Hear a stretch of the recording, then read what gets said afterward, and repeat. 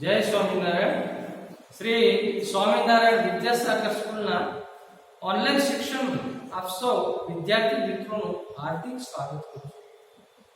વિદ્યાર્થી મિત્રો, છેલ્લે આપણે ત્રીજો પાઠ અનુસૂચિત જાતિ, જનજાતિ અને અન્ય પછાત વર્ગ એ પાઠની આપણે વાત કરતા હતા. આપણે જોયું હતું કે અનુસૂચિત જાતિ એટલે કે જે દલિતો છે, જે આર્થિક, સામાજિક અને શૈક્ષણિક રીતે પછાત વર્ગ છે, તો આ એના માટે દલિતો એવો શબ્દ વાપરવામાં આવ્યો અને એને અનુસૂચિત જાતિની અંદર સમાવેશ કરવામાં આવ્યો. જે લોકો જંગલોની અંદર રહેતા હતા,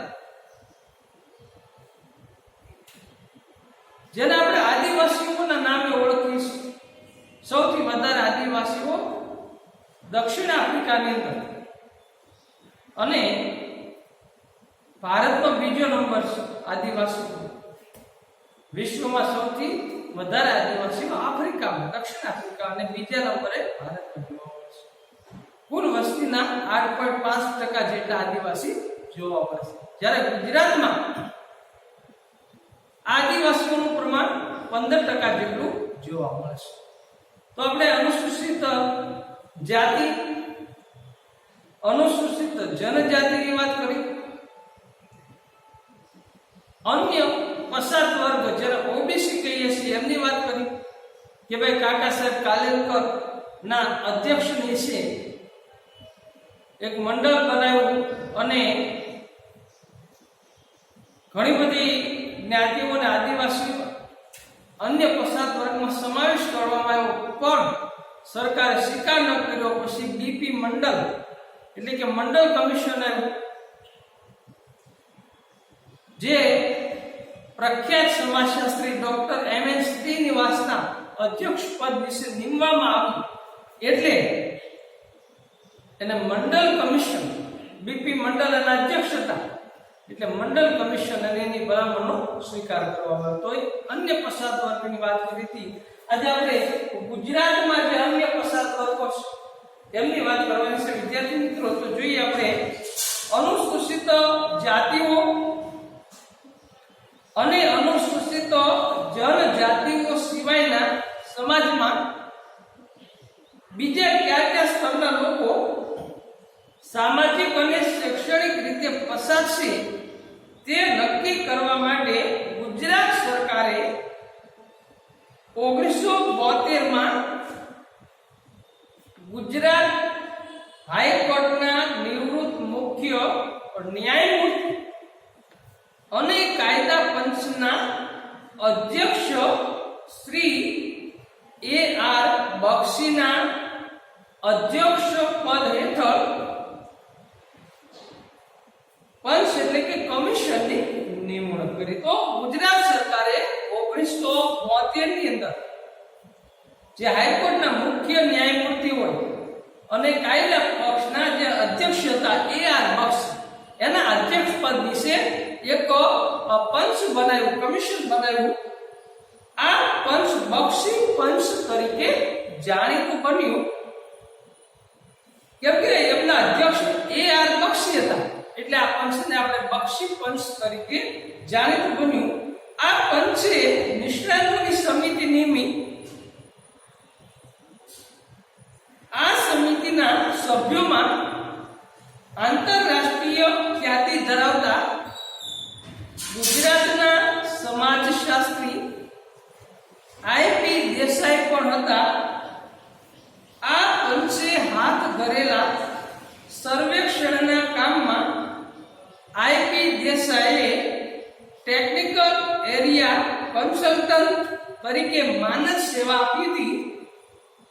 ગુજરાત યુનિવર્સિટીના સમાજશાસ્ત્ર વિભાગના તત્કાલીન અધ્યક્ષ તારાબેન પટેલ અને એમનું ટીમનું પણ યોગદાન મહત્વનું રહ્યું છે. તો વિદ્યાર્થી મિત્રો, તમને ખ્યાલ આવ્યો છે કે આપણે જેને બક્ષી પંચ કહીએ છીએ, તો એ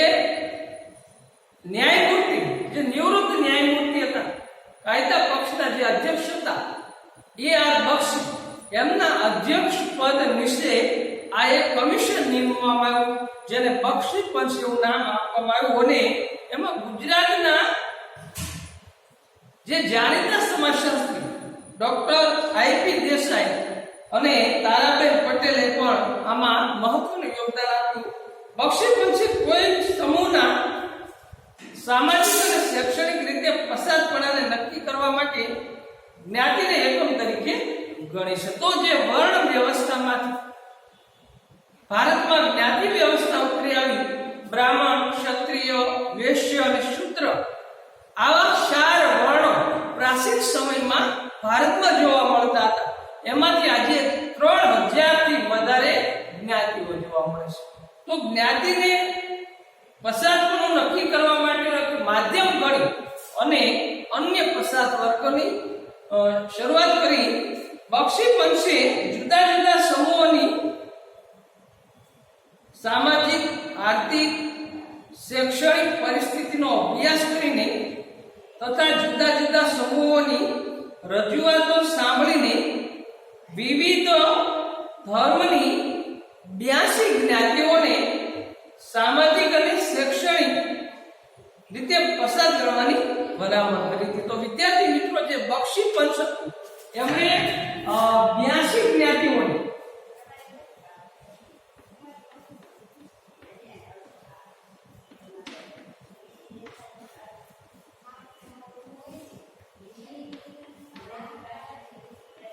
જ્ઞાતિઓને પસાર વર્ગમાં સમાવવાની ભલામણ કરી.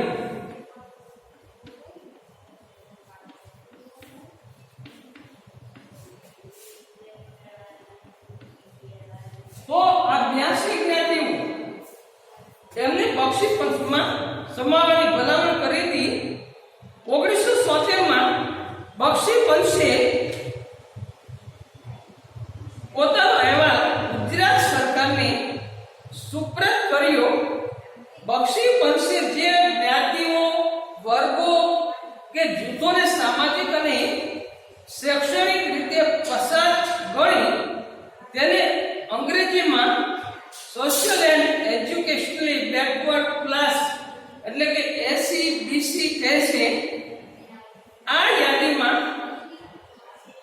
પ્રસંગોપાત સુધારાઓ થતા ગયા અને અન્ય પસાર વર્ગ માટે બક્ષી પંચની જ્ઞાતિઓ જેવો શબ્દ પણ પ્રચલિત થવા પામ્યો. બક્ષી પંચે નક્કી કરી આપેલી 82 પસાર જ્ઞાતિઓને રાજ્ય સરકારે ગુજરાતમાં સરકારી, અર્ધ સરકારી ખાતાઓ તથા શિક્ષણ સંસ્થાઓમાં અનામત બેઠક આપી છે. તો SEBC તો સરકારે સરકારી નોકરીઓની અંદર, અર્ધ સરકારી નોકરીઓની અંદર, શિક્ષણ સંસ્થા જેમ કે મેડિકલમાં પ્રવેશ લેવો હોય, MBBS કરવું હોય, તો એમાં પણ એમને અનામત આપવામાં, એટલે કે તમામ શિક્ષણ સંસ્થામાં અનામત આપવામાં આવ્યું છે. કેટલીક પસાર જ્ઞાતિઓ કે જેઓને બક્ષી પંચની યાદીમાં સમાવિષ્ટ કરવામાં આવી નહોતી, આવી જ્ઞાતિઓને પોતે પસાર હોવાનો દાવો રજૂ કરીને પોતાનો સામાજિક અને શૈક્ષણિક રીતે પસાર જ્ઞાતિઓની યાદીમાં સમાવેશ કરવાની માંગણી કરી. આથી ગુજરાત સરકારે 1981 માં સામાજિક અને આર્થિક પસારપણું નક્કી કરવા માટે ન્યાયમૂર્તિ શ્રી રાણેના અધ્યક્ષ પદ વિશે રાણે પંચની નિમણૂક કરી આ પંચ રાણે પંચ તરીકે ઓળખાય. તો આપણે જોયું કે 82 જ્ઞાતિઓ AR બક્ષીના અધ્યક્ષ પદ વિશે બક્ષી પંચ કમિશન દ્વારા આ 82 જ્ઞાતિઓને પસાર વર્ગમાં સમાવેશ કરવામાં આવ્યો. પણ ઘણી એવી જ્ઞાતિઓ કે એમણે પસાર હોવાના પુરાવા હોવા, એટલે ફરીવાર 1981 રાણે પંચ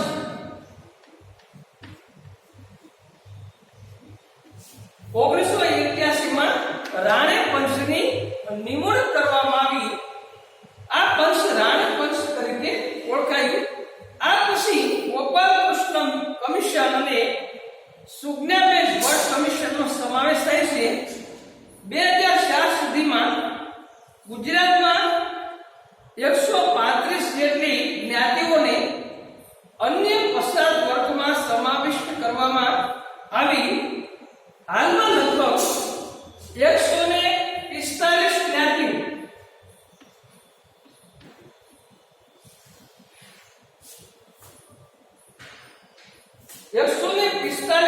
જ્ઞાતિઓનો સમાવેશ થાય છે, જેને 27% લે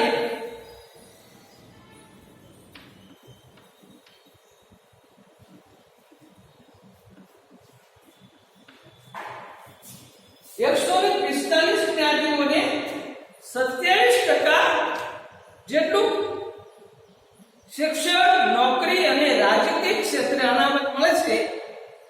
આ બધા ક્ષેત્રોમાં આવક મર્યાદાને લક્ષ્યમાં લેવામાં આવશે. તો વિદ્યાર્થી મિત્રો તમને સમજાવ્યું છે કે જ્યારે એ.આર. બક્ષી એમણે 82 જ્ઞાતિઓની યાદી સોંપી, એટલે 82 જ્ઞાતિઓને બક્ષી પંચમાં સમાવવામાં આવી, જેને એસીબીસી કહેવામાં આવે છે.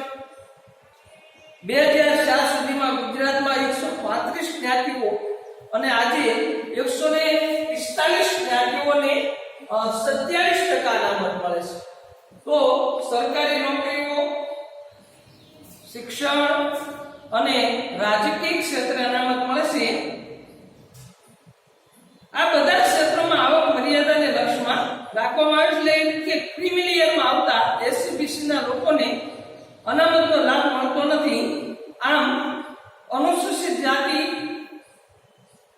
અનુસૂચિત જનજાતિ અને અન્ય પછાત સમૂહો ઉપરાંત વિચરતી વિમુક્ત જાતિઓ, લઘુમતી કોમ વગેરે સમાજમાં પણ જોવા મળે છે. તો આ રીતે વિદ્યાર્થી મિત્રો ગુજરાતમાં અન્ય પછાત વર્ગોનો સમાવેશ કરવામાં આવ્યો છે. પહેલા 82 જ્ઞાતિઓને 1980માં રાણે પંચ આવ્યું અને હાલમાં 145 જ્ઞાતિઓને 27% જેટલું અનામત આપવામાં આવે છે. તો ત્યાર પછી ભારતનું બંધારણ અનુસૂચિત જાતિ, અનુસૂચિત જનજાતિ તથા અન્ય પછાત વર્ગો જોઈએ.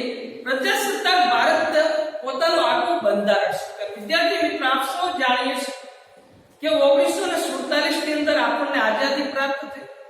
15મી ઓગસ્ટ 1947 આઝાદ થયા. ત્યારબાદ 2 વર્ષ 11 માસ અને 18 દિવસ સતત મહેનત કરીને ભારતના લોકોએ પોતાનું બંધારણ બનાવ્યું. એટલે આપણે પ્રજાસત્તાક બન્યા અને આપણું આગવું બંધારણ સ્વીકાર્યું. ડોક્ટર બી.આર. આંબેડકર એટલે કે ભીમરાવ આંબેડકર બંધારણ સંબંધિત ડ્રાફ્ટ કમિટીના અધ્યક્ષ તરીકેની ભૂમિકા ભજવી હતી. તો ડોક્ટર બાબા સાહેબ આંબેડકર કે જે નિમ્ન જ્ઞાતિ મહાર જ્ઞાતિમાંથી આવતા, તેમણે બંધારણ સંબંધિત ડ્રાફ્ટ કમિટીના અધ્યક્ષ તરીકેની ભૂમિકા ભજવી હતી. બંધારણના ઘડવૈયાઓએ ભારતને સાર્વભૌમ એટલે કે આપણા નિર્ણયો આપણે લઈ શકીએ. 1947 પહેલા આપણે સાર્વભૌમત્વ ધરાવતા હતા. આપણા જે કઈ નિર્ણયો હોય એ અંગ્રેજો લેતા. જેમ કે 1939 ની અંદર બીજું વિશ્વ યુદ્ધ થયું. એક બાજુ અમેરિકા, ઇંગ્લેન્ડ જેવા મિત્ર રાષ્ટ્રો, બીજી બાજુ જર્મની અને જાપાન જેવા ધરી રાષ્ટ્રો. તો ભારતને એ સમયે મિત્ર રાષ્ટ્રના પક્ષે જોડાવું નહોતું.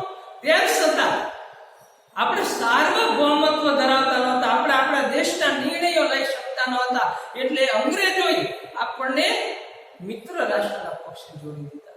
તો આ એક સાર્વભૌમત્વ આઝાદી બાદ આપણું બંધારણ અમલમાં આવ્યું અને આજે આપણે સાર્વભૌમત્વ ધરાવીએ છીએ. આપણા દેશના નીતિ વિષયક નિર્ણયો આપણે લઈ શકીએ છીએ. સમાજવાદી, બિન સાંપ્રદાયિક એટલે કે ભારતને પોતાનો કોઈ ધર્મ નથી. વિશ્વના મુખ્ય ધર્મો ભારતમાં જોવા મળે છે. પછી હિન્દુ હોય, મુસ્લિમ, શીખ, પારસી, યહૂદી, ખ્રિસ્તી, આ તમામ ધર્મોનો સમાવેશ ભારતમાં જોવા મળે છે. એટલે ભારતના બંધારણમાં કોઈ ધર્મ નથી. એટલે બિન સાંપ્રદાયિકતા લોકતંત્રાત્મક અને પ્રજાસત્તાક તરીકે સંસ્થાપિત કરવાનો ગંભીરતાપૂર્વકનો સંકલ્પ કર્યો. દરેક નાગરિકને ન્યાય, સ્વતંત્રતા, સમાનતા અને બંધુતા મળી રહે એવી જોગવાઈ કરી બંધારણમાં કેટલાક સમૂહોને વિશિષ્ટ લાભ આપવા માટે અલગ તારવવામાં આવ્યા, જેમ કે અનુસૂચિત જાતિઓ, અનુસૂચિત જનજાતિઓ, સામાજિક અને શૈક્ષણિક રીતે પછાત સમૂહો, આ ઉપરાંત લઘુમતીઓ એટલે કે હિન્દુ ધર્મ બહુમતીમાં છે. ત્યાર પછીના તમામ ધર્મો, પછી મુસ્લિમ હોય, ખ્રિસ્તી હોય, શીખ હોય, આ બધાને લઘુમતી તરીકેનો દરજ્જો આપવામાં આવ્યો છે. એના માટે કેટલીક વિશેષ જોગવાઈઓ કરવામાં આવી છે. તો ત્યાર પછીનો મુદ્દો છે બંધારણ અને અનુસૂચિત જાતિઓ. તો જેને દલિતો કહીએ છીએ એને બંધારણમાં કેવા કેવા લાભો આપવામાં આવ્યા છે એમની વાત હવે પછી આપણે કરીશું. પણ વિદ્યાર્થી મિત્રો, ગુજરાતમાં જે અન્ય પછાત વર્ગો છે એમની ટૂંક નોંધ આપણે ગૃહ કાર્યમાં લખવાની છે. તો અહીંયા રાખીએ. જય સ્વામિનારાયણ.